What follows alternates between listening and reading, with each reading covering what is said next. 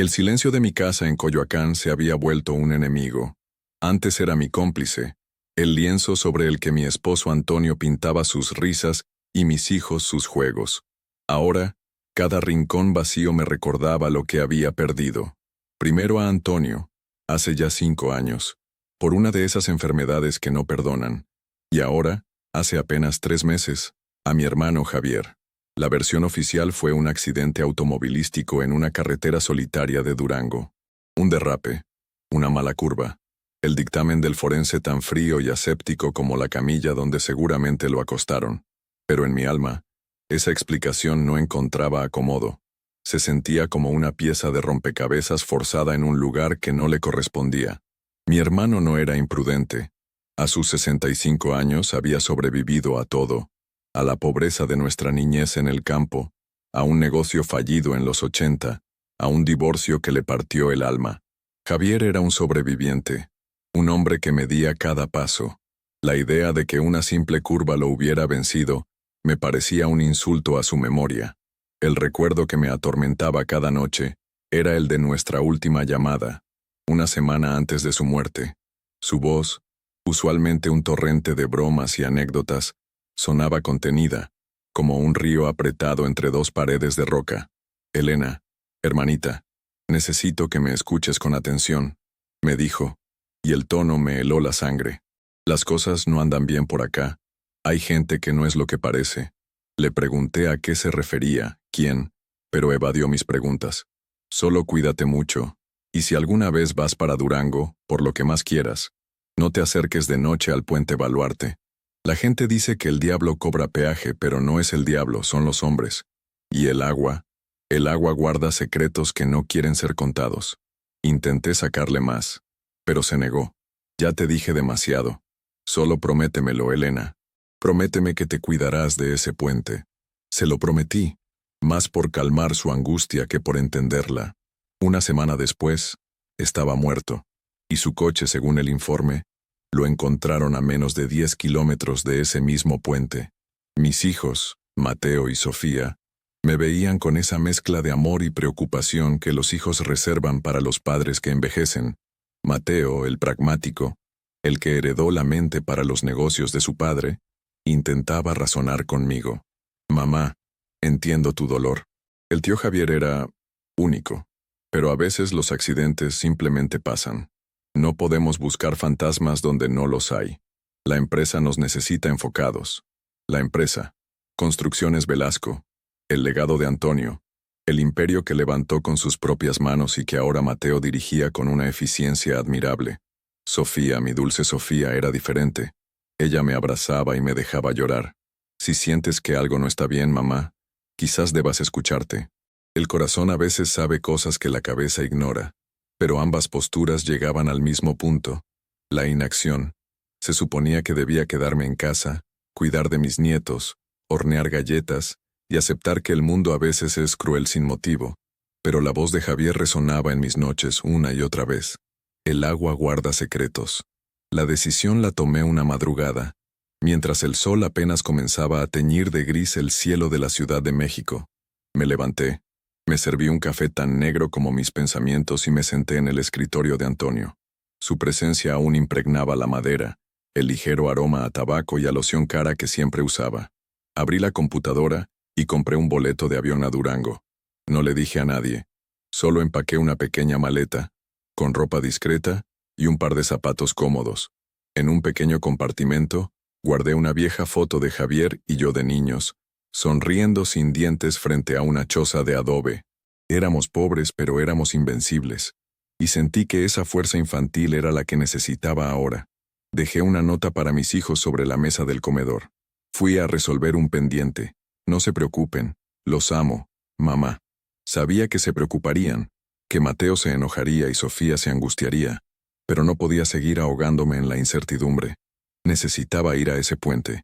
Necesitaba escuchar lo que el agua tenía que decir. El legado de mi esposo, construido con sudor y honestidad, ahora parecía estar en el centro de una tormenta que yo no comprendía, y sentía, con una certeza que me calaba los huesos, que la muerte de mi hermano era el primer trueno de esa tormenta. Y yo, Elena Velasco, No era una mujer que se escondiera de la lluvia.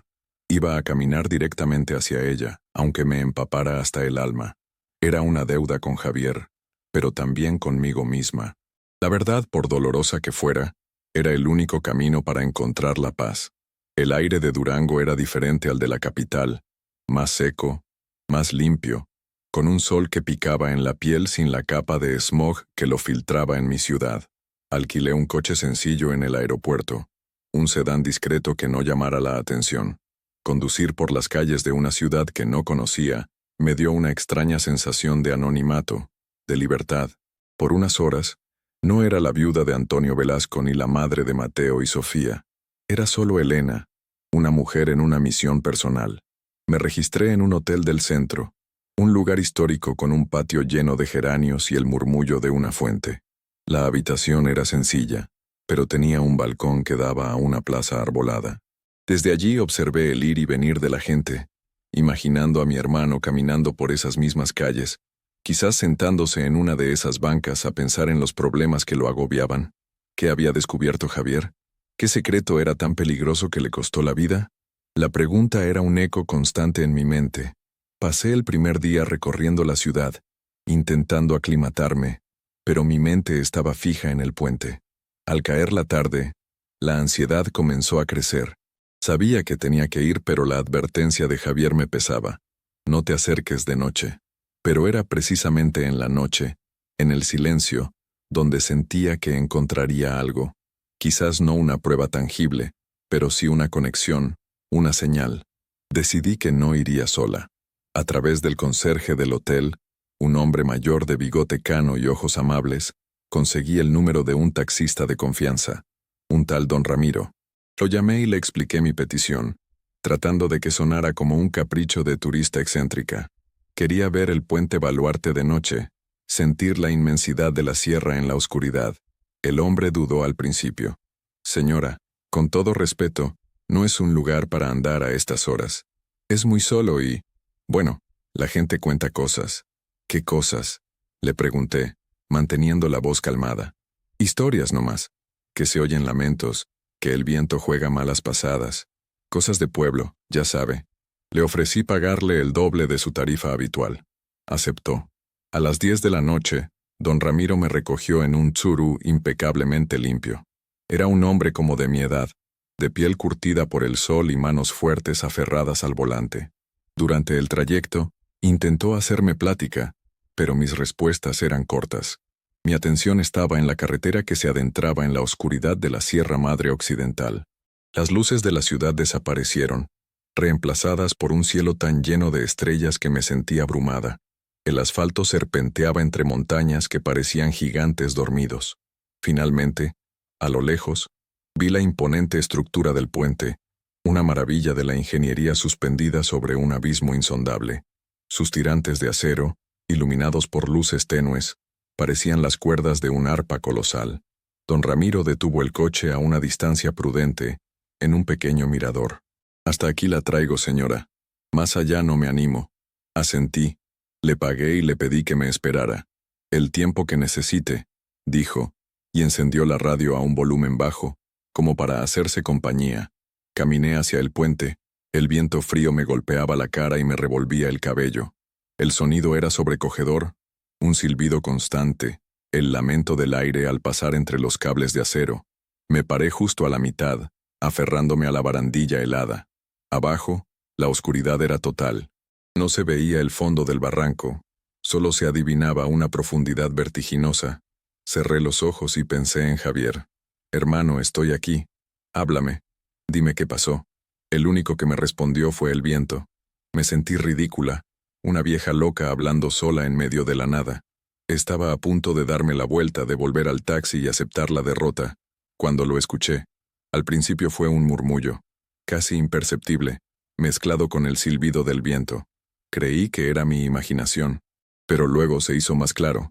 No eran palabras, sino fragmentos, susurros, que parecían subir desde el abismo. Ayuda, traición, no firmes. El agua. Eran varias voces, superpuestas, un coro de lamentos ahogados. Me llevé las manos a la boca para no gritar. No era el viento, no era mi cabeza. Eran voces, y salían de las profundidades, del lugar donde el agua guardaba sus secretos. Mi corazón latía desbocado, no de miedo, sino de una certeza terrible y absoluta. Mi hermano no había muerto en un accidente. A mi hermano lo habían silenciado, y su voz, de alguna manera, estaba allí, atrapada en el eco de la barranca, pidiéndome que descubriera la verdad. Regresé al taxi pálida y temblorosa. Don Ramiro me miró con preocupación. ¿Se siente bien, señora? Se ve como si hubiera visto un fantasma. Peor, don Ramiro. Le respondí con un hilo de voz. Creo que acabo de escucharlo. No dije más en todo el camino de regreso. Mi mente era un torbellino. Las voces, la advertencia de Javier, la empresa, todo empezaba a conectarse de una forma siniestra. Ya no se trataba solo de mi dolor personal, de mi necesidad de respuestas. Se trataba de justicia. Al llegar al hotel, me di cuenta de que la misión que había emprendido por instinto se había convertido en una guerra contra un enemigo sin rostro, contra una traición que aún no entendía pero que sentía en cada fibra de mi ser. Esa noche no dormí. Me senté en el balcón, envuelta en una manta, viendo el amanecer teñir de rosa los edificios de Durango. El miedo se había ido, reemplazado por una determinación fría y dura como el acero del puente. Sabía que el camino sería peligroso, que estaba entrando en un terreno oscuro donde la gente como yo no era bienvenida, pero no había vuelta atrás. Le había hecho una promesa a mi hermano, y ahora, las voces del agua me la habían recordado de la forma más espeluznante posible. Iba a descubrir qué había pasado, costara lo que costara, por Javier, por Antonio, y por el futuro de la familia que ambos tanto amaron. A la mañana siguiente, la luz del sol no logró disipar la frialdad que se había instalado en mis huesos. Las voces del puente no eran un recuerdo, eran una presencia. Me obligué a pensar con claridad, a trazar un plan. La Elena emocional y afligida tenía que dar paso a la Elena que había ayudado a Antonio a construir un negocio desde cero, la mujer que sabía leer un balance y detectar una mentira en una sala de juntas. Mi primer paso era entender el contexto de Javier en Durango. Él no vivía aquí, solo venía por asuntos de negocios. Negocios que, ahora sospechaba, estaban íntimamente ligados a Construcciones Velasco. Llamé a Mateo. Intenté sonar casual, pero la tensión en mi voz era innegable. Hijo, necesito que me hagas un favor. ¿Puedes enviarme los detalles del último proyecto en el que estaba trabajando el tío Javier? El de Durango. Quiero entender qué lo traía tanto por acá. Mateo suspiró al otro lado de la línea. Una mezcla de exasperación y resignación. Mamá, ¿sigues con eso? Te dije que no hay nada raro. Era un proyecto de supervisión para una nueva carretera. Rutinario. Por favor, Mateo, solo la información, nombres de los socios locales, contratos, lo que tengas. Hazlo por mí. Hubo una pausa.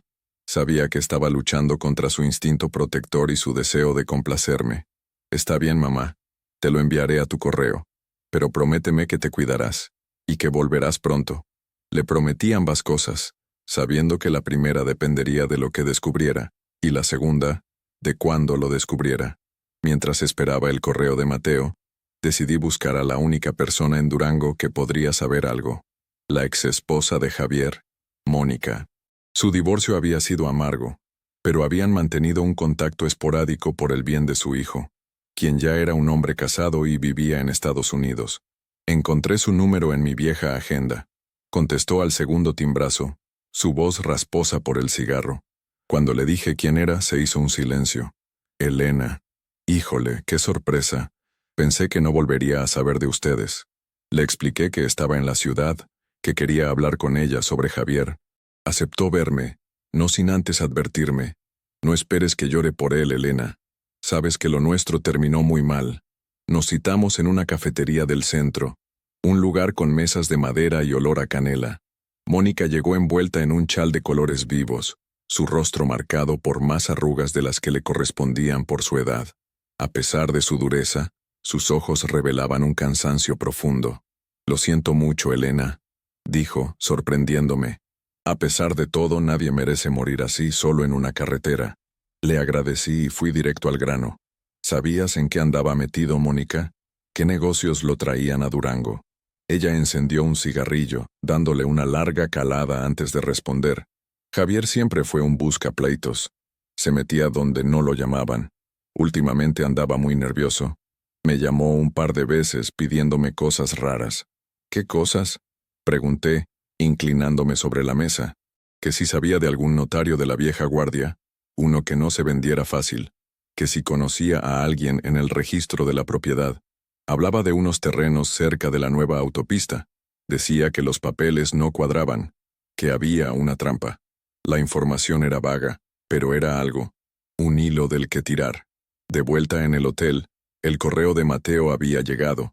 Era un archivo pesado, lleno de documentos legales, planos y nombres. El socio local en el proyecto de Durango era una empresa llamada Desarrollo Sierra Madre SADCB. El nombre del director general me resultó vagamente familiar. Ricardo Montes. Me tomó unos segundos hacer la conexión, y cuando lo hice, sentí un escalofrío. Ricardo Montes, el compadre de Antonio, el hombre que había sido el mejor amigo de mi esposo durante más de 40 años, el padrino de mi hijo Mateo. Ricardo. ¿Qué diablos hacía Ricardo metido en esto? Siempre lo había considerado parte de la familia. Un hombre encantador, siempre con una sonrisa, un chiste a flor de piel. Pero ahora, su nombre en ese documento se sentía como una mancha de tinta en una página blanca. Recordé las cenas en nuestra casa, las vacaciones juntos, la forma en que lloró en el funeral de Antonio, abrazándome y prometiéndome que siempre cuidaría de nosotros. ¿Era posible que él estuviera involucrado en algo turbio? La idea me parecía monstruosa, una traición de proporciones épicas. Mi mente comenzó a trabajar a toda velocidad. Ricardo siempre había tenido un gusto por la buena vida, un estilo que a veces parecía superar sus medios. Mientras Antonio era discreto, Ricardo era ostentoso. Conducía un BMW último modelo. Su esposa lucía bolsos de Chanel y se jactaba de sus viajes a Europa. Antonio a veces bromeaba sobre ello. Mi compadre estira la lana como si fuera chicle, pero nunca sospechó nada. Confiaba en él ciegamente. ¿Y si esa confianza había sido su mayor error? ¿Y si Ricardo había estado usando a Construcciones Velasco para sus propios fines? Mi hermano Javier nunca se había fiado de él. Demasiada sonrisa, hermanita, me decía.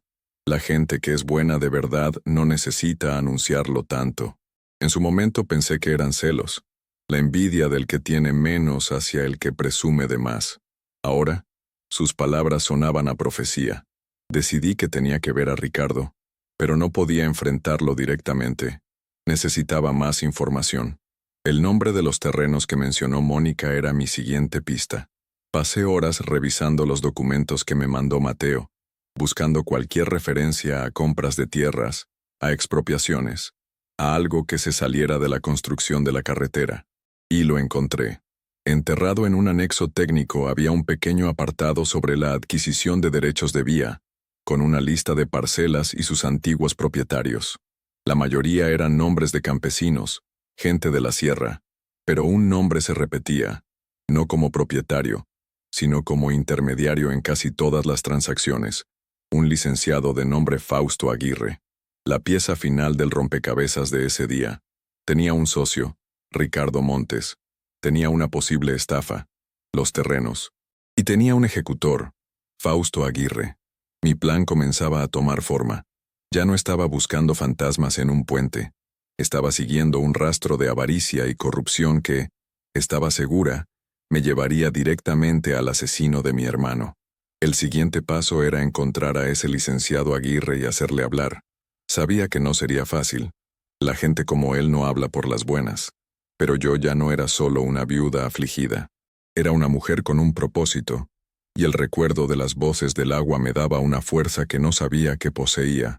La guerra había comenzado, y yo, sin quererlo, me había convertido en su general. El nombre de Fausto Aguirre no apareció en ninguna de las firmas de abogados prestigiosas de Durango. Tuve que buscar en los directorios más modestos, en los anuncios clasificados del periódico local. Finalmente, di con una pequeña oficina en un edificio gris del centro, a unas cuadras de mi hotel. LIC. Fausto Aguirre. Asesoría legal y gestoría. El lugar tenía un aire de decadencia, la pintura de las paredes descascarada y un olor a papel viejo y humedad. Toqué la puerta de madera, que rechinó al abrirse. Un hombre bajo y regordete, con el sudor perlando su frente a pesar del ventilador que giraba perezosamente en el techo, me miró desde detrás de un escritorio atiborrado de papeles. «¿Sí, diga?», preguntó con voz nasal. Era él, Fausto Aguirre. Saqué mi mejor versión de viuda desamparada. Una máscara que había aprendido a usar con los años para navegar un mundo de hombres que a menudo subestiman a las mujeres de mi edad. Licenciado Aguirre, mi nombre es Elena Velasco. Me dieron su nombre como un hombre eficiente, alguien que sabe cómo se mueven las cosas en esta ciudad. Necesito su ayuda con un asunto de tierras. Su expresión cambió. Un brillo de interés apareció en sus ojos pequeños y astutos. «Pase, señora Velasco, pase. Tome asiento. ¿Un cafecito?». Acepté el café, que resultó ser un brebaje amargo y recalentado. Mientras lo servía, examiné la oficina. Era el despacho de un hombre que vivía al día, que tomaba los trabajos que otros no querían. No había lujos, ni diplomas en la pared, solo un calendario amarillento de una refaccionaria. Este hombre no era un pez gordo, era un peón. Y los peones, si se les presiona lo suficiente, a veces delatan al rey. Le conté una historia a medias. Le dije que mi difunto esposo tenía interés en invertir en terrenos por la zona de la nueva autopista, y que yo quería retomar sus planes como un homenaje a su memoria. Le mencioné, como al pasar, que había oído de algunas irregularidades, de gente a la que le habían comprado sus tierras por una miseria.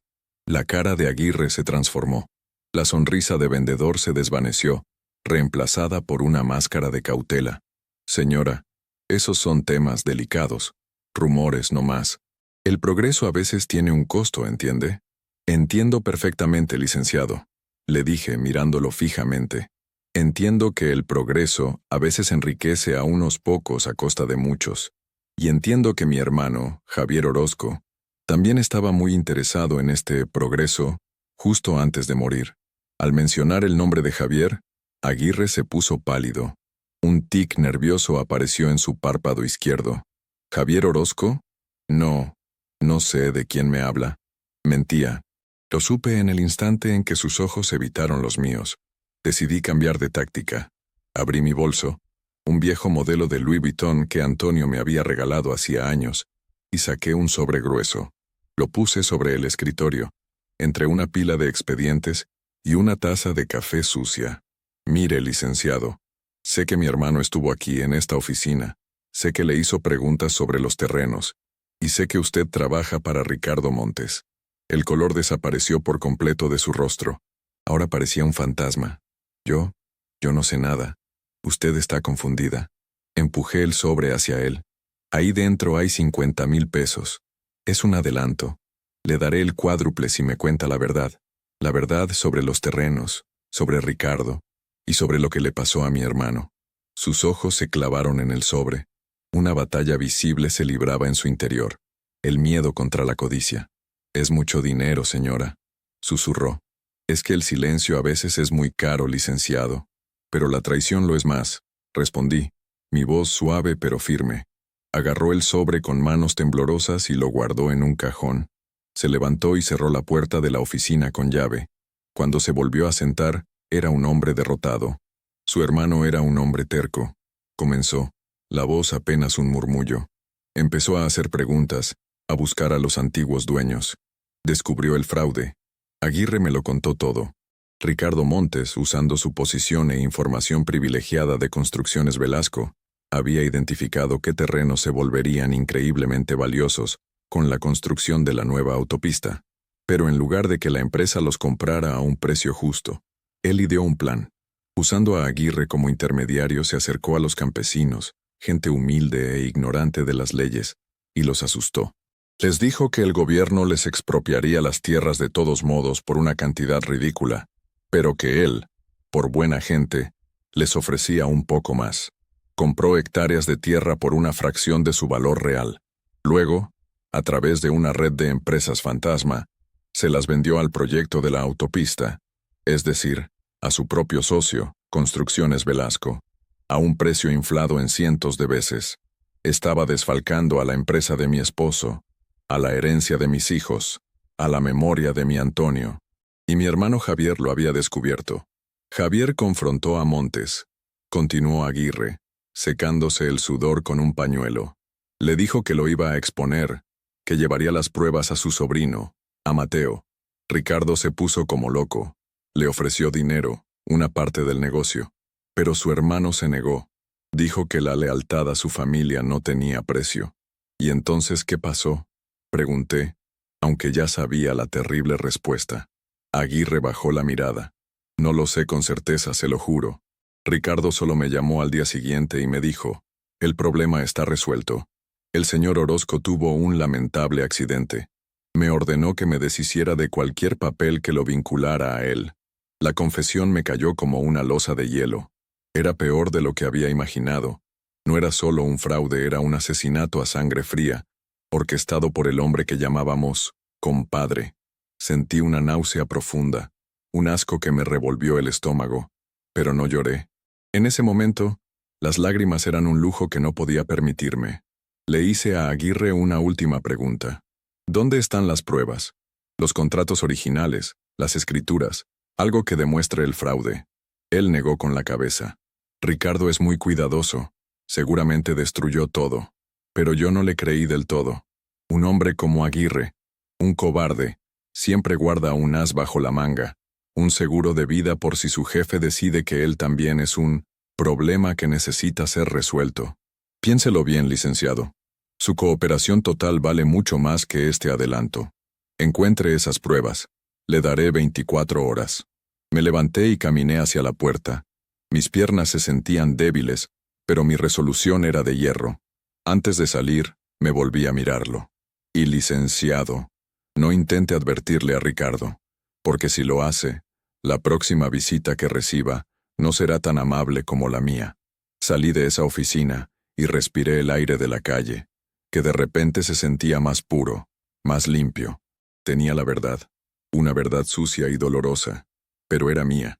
Ahora solo necesitaba las armas para luchar, y sabía que tenía que volver a casa. La batalla final no sería en Durango, sino en la Ciudad de México, en el corazón del imperio que Ricardo Montes creía haber conquistado. El viaje de regreso a la Ciudad de México fue un torbellino de emociones contenidas. En el avión, con la cabeza apoyada en la ventanilla fría, repasé cada palabra de Fausto Aguirre. La traición de Ricardo ya no era una sospecha, era una certeza afilada y dolorosa.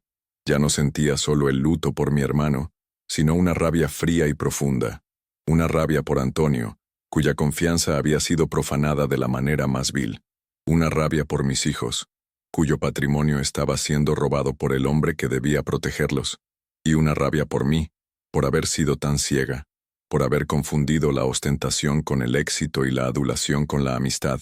Al aterrizar, no fui a mi casa.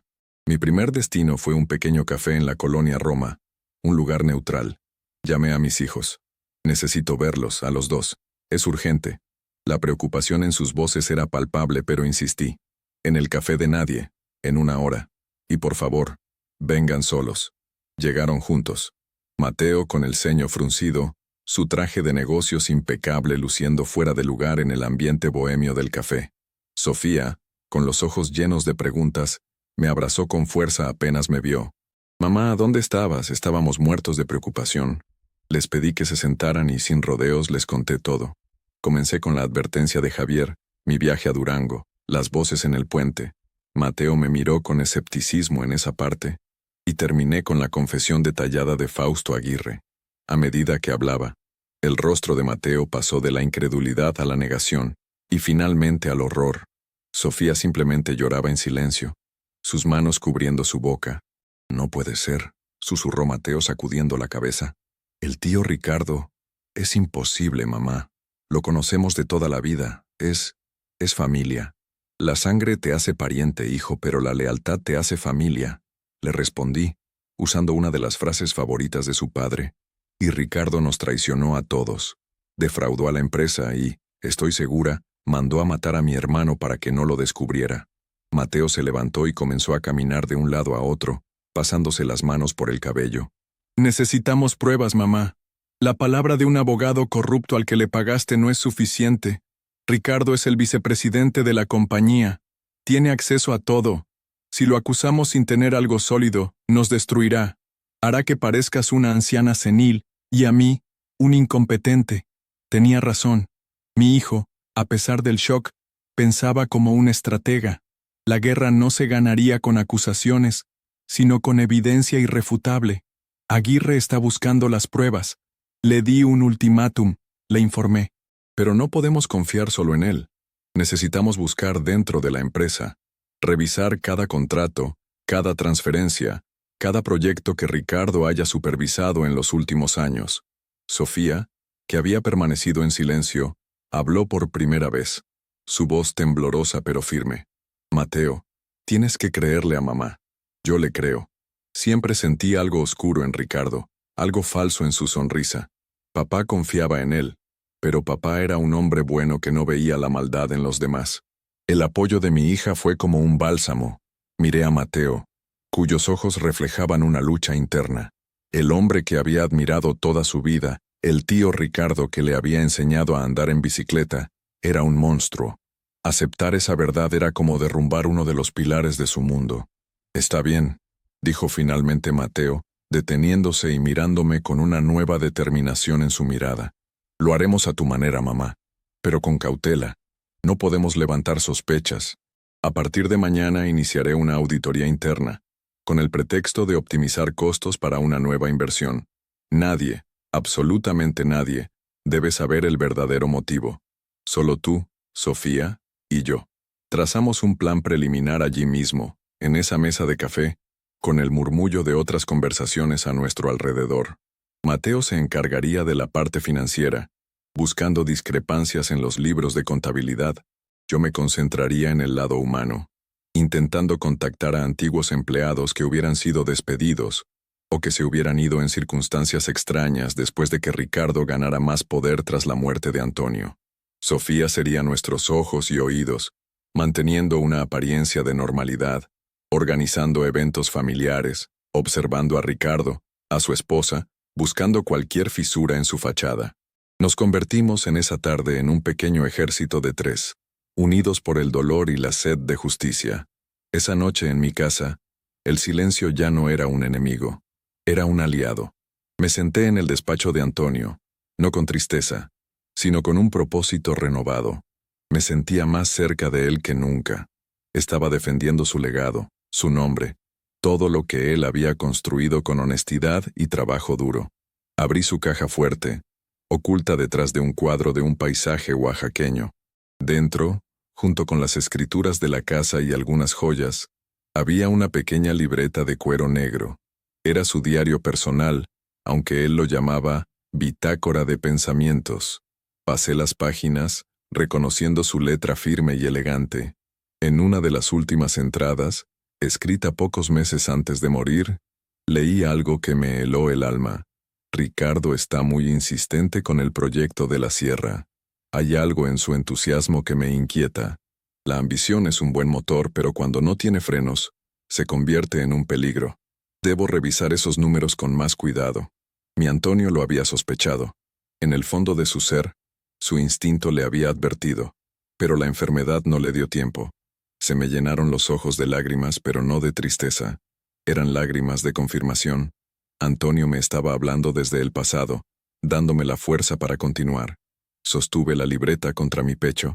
Ahora no solo tenía la voz de Javier empujándome, sino también el susurro de mi esposo. La batalla sería dura, y el enemigo era poderoso y estaba dentro de nuestras propias murallas. Pero no estábamos solos. La verdad y la memoria de los hombres buenos que habíamos perdido estaban de nuestro lado. Los días siguientes se convirtieron en una danza silenciosa de estrategia y sigilo. De cara al mundo, y especialmente de cara a Ricardo, la familia Velasco mantenía su rutina. Sofía organizó una comida de domingo en mi casa. Ricardo llegó, como siempre, con una botella de vino caro y una sonrisa que ahora me parecía una máscara grotesca. Me abrazó, dándome el pésame, por lo de Javier. Otra vez, querida Elena. Sé lo unidos que eran. Tuve que usar cada gramo de mi autocontrol para no apartarme, para devolverle el abrazo y sonreír. mientras por dentro sentía que estaba abrazando a una serpiente. Durante la comida, observé cada uno de sus gestos, la forma en que hablaba de negocios con Mateo, dándole palmadas en la espalda, llamándolo mi campeón, la manera en que su esposa, Guadalupe, presumía de su nuevo reloj, un Cartier que seguramente había sido comprado con el dinero robado de mi familia. Era un teatro del absurdo, y nosotros éramos los actores principales, fingiendo que no sabíamos que el villano estaba sentado a nuestra mesa, comiendo nuestro pan y bebiendo nuestro vino. Mientras tanto, la investigación secreta avanzaba lentamente. Mateo, bajo la excusa de la auditoría, pasaba las noches en su oficina, revisando miles de transacciones. Era como buscar una aguja en un pajar. Ricardo había sido astuto, tejiendo una red compleja de empresas fantasma y facturas falsas que hacían casi imposible rastrear el dinero. «Es un maestro del engaño, mamá», me dijo Mateo una noche, con los ojos rojos por el cansancio. «Cada vez que creo que tengo un hilo, se desvanece en una docena de compañías de papel registradas en paraísos fiscales». Pero no se rindió. La traición había encendido en mi hijo un fuego que yo no había visto antes. El joven pragmático y a veces blando se estaba convirtiendo en un guerrero. Mi propia investigación me llevó a los rincones olvidados de la empresa. Contacté a Esther, la antigua secretaria de Antonio, una mujer que se había jubilado poco después de su muerte. La invité a tomar un café y al principio se mostró reacia a hablar. «Doña Elena, son cosas del pasado. No quiero problemas». Pero le insistí. Le hablé de mis sospechas, de mi dolor por Javier.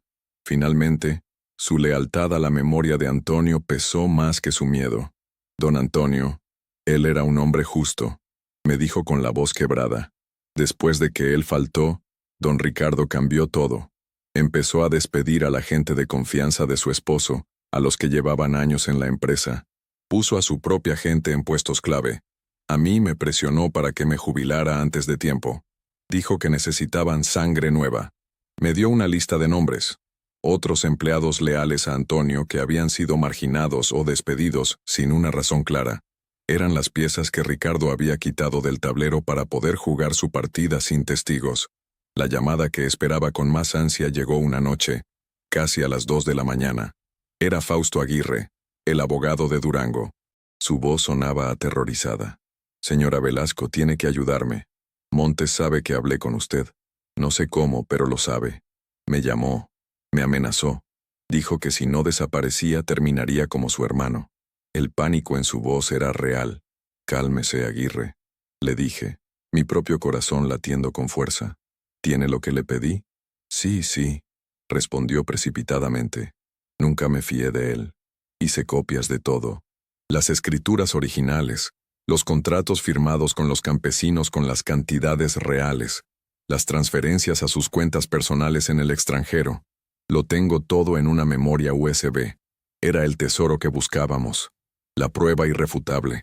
Escúcheme con atención», le ordené, mi mente trabajando a toda velocidad. «Salga de su casa ahora mismo. No lleve nada.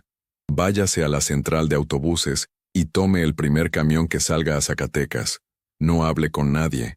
Cuando llegue, regístrese en un hotel pequeño bajo un nombre falso y llámeme desde un teléfono público. Le daré instrucciones». Colgué el teléfono y llamé a Mateo inmediatamente. «Tenemos las pruebas, pero el hombre que las tiene está en peligro. Necesitamos sacarlo de Durango ya». El plan se puso en marcha con una precisión militar. Mateo, usando sus contactos, contrató a un equipo de seguridad privada, exagentes federales de confianza, para que fueran a Zacatecas a recoger a Aguirre y traerlo a un lugar seguro en la Ciudad de México. Era un gasto enorme, una apuesta arriesgada que vaciaría una parte importante de nuestras cuentas personales, pero era nuestra única oportunidad. Mientras esperábamos, la tensión en la casa era casi insoportable. Cada llamada telefónica, cada coche que pasaba por la calle, nos hacía sobresaltar. Sofía intentaba mantener una apariencia de calma, pero sus manos temblaban constantemente. Yo me refugiaba en el despacho de Antonio, leyendo su diario, buscando fuerzas en sus palabras. Sabía que Ricardo no se quedaría de brazos cruzados. Si había matado una vez para proteger sus secretos, lo haría de nuevo. 2 días después, que parecieron 2 siglos, Mateo recibió la confirmación. Lo tenemos, mamá. Aguirre está a salvo. Y tiene la memoria USB. Sentí que un peso gigantesco se levantaba de mis hombros. Por primera vez en meses, respiré profundamente. Teníamos las armas. Ahora solo faltaba elegir el campo de batalla y el momento para atacar. Nos reunimos los tres en la sala, con la pequeña memoria USB sobre la mesa de centro, un objeto insignificante que contenía la dinamita que haría estallar nuestro mundo. Mateo la conectó a su laptop. Vimos los archivos desfilar en la pantalla, documentos escaneados, estados de cuenta, grabaciones de audio que Aguirre había hecho en secreto de sus conversaciones con Ricardo. La evidencia era abrumadora, una radiografía detallada de años de fraude, avaricia y, finalmente, asesinato. La voz de Ricardo, en una de las grabaciones, era inconfundible, fría y cruel. Orozco es un cabo suelto, y los cabos sueltos hay que cortarlos, haz que parezca un accidente. Al escuchar esas palabras, Sofía ahogó un sollozo. Mateo cerró el puño con tanta fuerza que sus nudillos se pusieron blancos.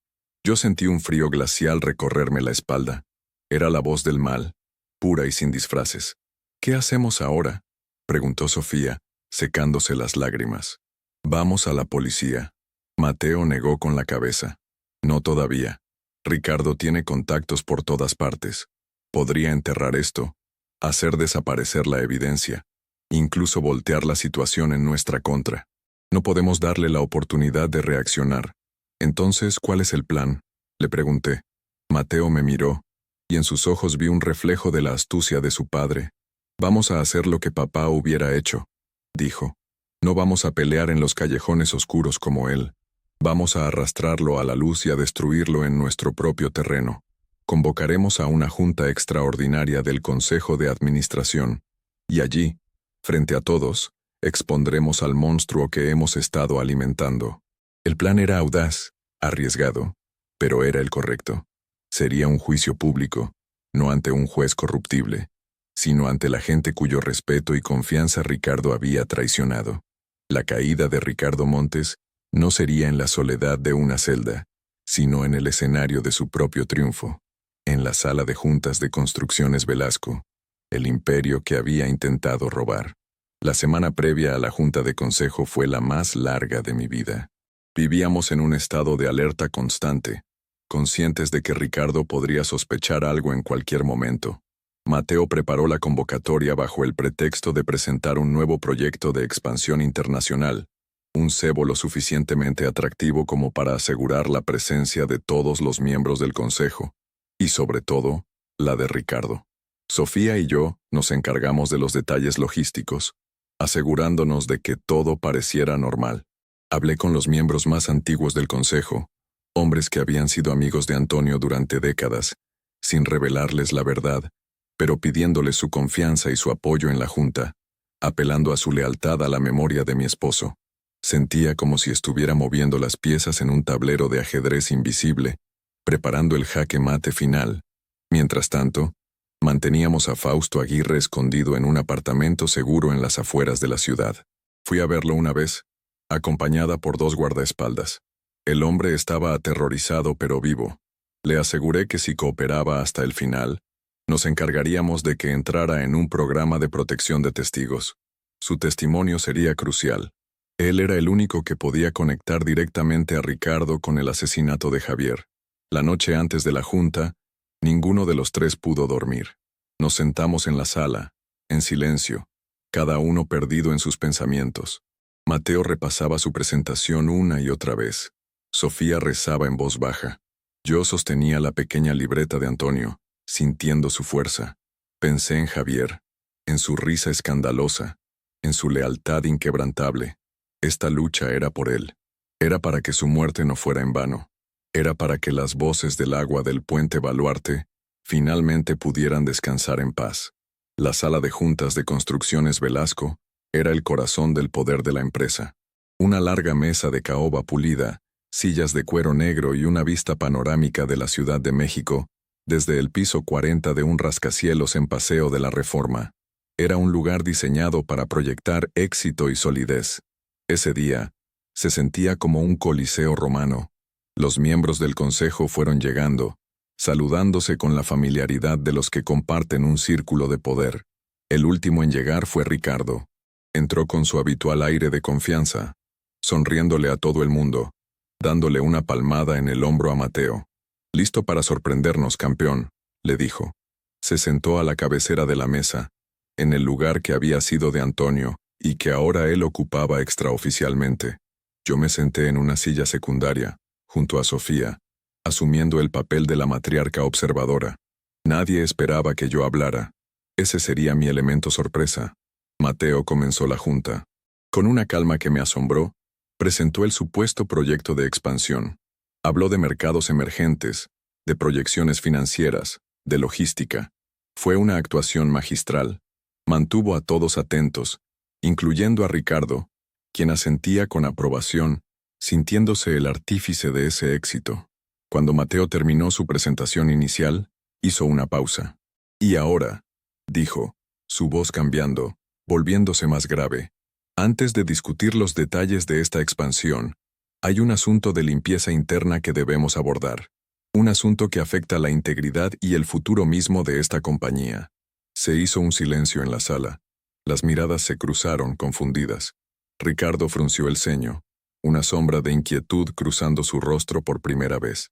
«Durante nuestra auditoría interna», continuó Mateo, «descubrimos una serie de irregularidades financieras graves, centradas en el proyecto de la autopista de Durango».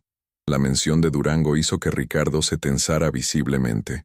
«Hemos encontrado un patrón de sobrecostos, facturación a empresas fantasma y un desvío sistemático de fondos que asciende a millones de dólares». «Eso es absurdo», interrumpió Ricardo, su voz sonando un poco más alta de lo normal. «Ese proyecto fue auditado y aprobado. Mateo, no sé qué juego estás jugando, pero...» «No es ningún juego, Ricardo», dije yo, hablando por primera vez. Mi voz, tranquila pero firme, resonó en la sala silenciosa. Todas las cabezas se giraron hacia mí. «Es la verdad. Una verdad que te costó la vida de mi hermano». El shock en la cara de Ricardo fue total. Intentó reír, un sonido hueco y forzado. «Elena, con todo respeto, el dolor te está haciendo decir cosas sin sentido. Tu hermano tuvo un accidente». «No fue un accidente», replicó Mateo, y en la pantalla gigante detrás de él, donde antes había gráficos de expansión, apareció la foto de Fausto Aguirre. «Este hombre, Fausto Aguirre, fue tu intermediario para comprar tierras a precios de miseria y luego revendérselas a nuestra propia empresa a precios inflados». La cara de Ricardo se puso pálida. «Y este hombre», continuó Mateo mientras un archivo de audio comenzaba a sonar en los altavoces de la sala, «ha decidido contarnos toda la verdad». La voz de Ricardo llenó la sala. Fría, calculadora, inconfundible. Orozco es un cabo suelto, y los cabos sueltos hay que cortarlos. Haz que parezca un accidente. El silencio que siguió fue absoluto, pesado, sofocante. Los miembros del consejo miraban a Ricardo con una mezcla de horror y desprecio. Su máscara de hombre de éxito se había hecho añicos, revelando al monstruo que había debajo. Se levantó de golpe, tirando su silla hacia atrás. «Es un montaje, una mentira. Este mocoso quiere quedarse con todo», gritó señalando a Mateo. Su rostro estaba congestionado por la rabia y el pánico, pero ya era demasiado tarde.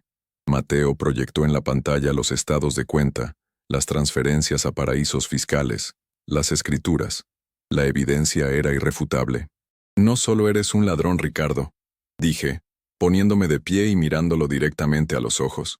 «Eres un asesino. Mataste a mi hermano porque descubrió tu porquería.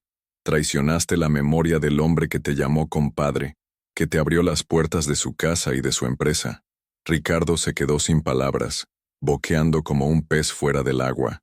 Su mundo se estaba derrumbando a su alrededor, en tiempo real, frente a las personas cuyo respeto había cultivado con mentiras durante años. En ese momento 2 hombres vestidos de civil entraron discretamente en la sala. Eran agentes de la fiscalía. Mateo los había contactado esa misma mañana, una vez que tuvo la certeza de que Ricardo estaría atrapado en la junta. «Ricardo Montes», dijo uno de los agentes con voz monótona, «queda usted detenido por los delitos de fraude, lavado de dinero y como principal sospechoso del homicidio de Javier Orozco. Ricardo se desplomó en su silla, un hombre roto. Mientras le leían sus derechos y le ponían las esposas, su mirada se cruzó con la mía. No había odio en sus ojos, ni siquiera rabia, solo una inmensa y vacía sorpresa, la incredulidad del depredador que, por primera vez, se ha convertido en la presa. Lo vi salir de la sala de juntas, el lugar que simbolizaba su poder, escoltado como un criminal común. La puerta se cerró detrás de él, y con ese sonido, sentí que una era de oscuridad había terminado. La justicia, esa que a veces parece tan lejana, tan inalcanzable, había llegado. No fue rápida ni fácil, pero había llegado, y había sido servida, no por un sistema impersonal, sino por la determinación de una familia que se negó a ser vencida. Los meses que siguieron a la detención de Ricardo fueron un torbellino de procesos legales, declaraciones y reestructuración de la empresa. El escándalo sacudió los cimientos de nuestro mundo, pero no nos derrumbó. Al contrario, nos unió más que nunca. Mateo, con una madurez y una fuerza que hubieran llenado de orgullo a su padre, tomó las riendas de Construcciones Velasco, no como un heredero, sino como un líder forjado en la adversidad. Inició un proceso de limpieza, despidiendo a la gente de Ricardo e indemnizando a las familias de los campesinos que habían sido estafados. Sofía se convirtió en el corazón de nuestra familia. Su empatía y su fuerza silenciosa fueron el pegamento que nos mantuvo unidos a través de las audiencias judiciales y el acoso de la prensa. Y yo volví a mi papel de matriarca, pero de una manera diferente. Ya no era solo la guardiana de los recuerdos, sino una consejera activa, la voz de la experiencia y la conciencia moral de la empresa que mi esposo y yo habíamos construido. Ricardo Montes fue declarado culpable de todos los cargos. La evidencia era tan abrumadora que su equipo de abogados caros no pudo hacer nada.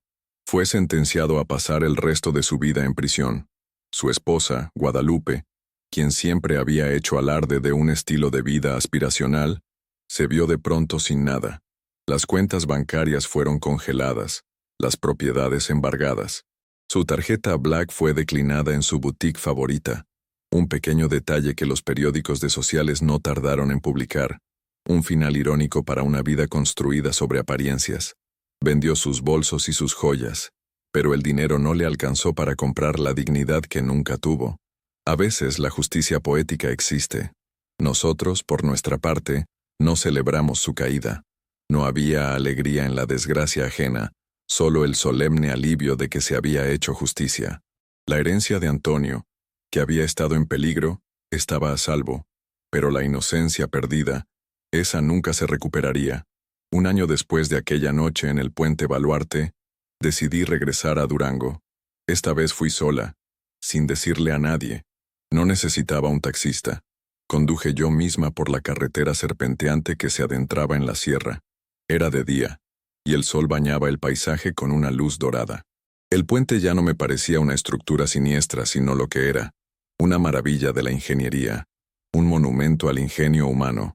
Estacioné el coche y caminé hasta el centro del puente, el mismo lugar donde meses atrás había temblado de miedo y confusión.